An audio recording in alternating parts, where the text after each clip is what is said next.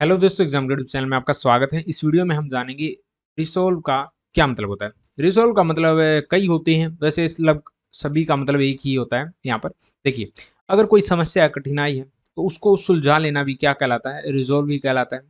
या कोई डिसीजन है या डिटर्मिनेशन है, निर्णय कर लिया कोई, तो वहां पर भी हम रिजोल्व वर्ड का ही प्रयोग करते हैं। या कोई इश्यू है, कॉन्फ्लिक्ट है, अब जैसे दो लोगों के बीच में झगड़ा हो गया और उनका जो है फिर समझौता हो गया, तो यहाँ पर क्या होगा, वो रिजोल्व हो गया।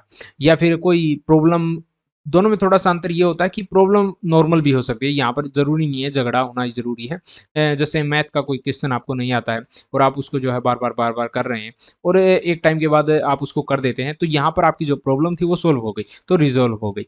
तो लेकिन यहाँ पर कोई कॉन्फ्लिक्ट थोड़ी ना था। साथ में अगर कोई चीज़ है, उसके घटकों के अंदर जो है टूट जाना, उसको भी हम रिजॉल्व भी बोलते हैं। जैसे यहाँ पर सेंटेंस आप वैसे समझ तो गए होंगे, the couple resolve their difference and stay together. जो कपल थे, दंपति थे, उन्होंने अपने मतभेदों को सुलझा लिया और साथ में रहने लगे। ठीक है, तो यहाँ पर एक डिसीजन लिया गया है।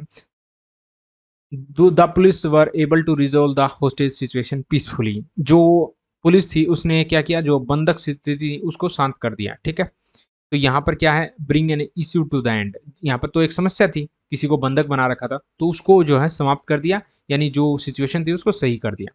तो उसके लिए भी हम जो है रिजोल्व वर्ड का प्रयोग कर रहे हैं।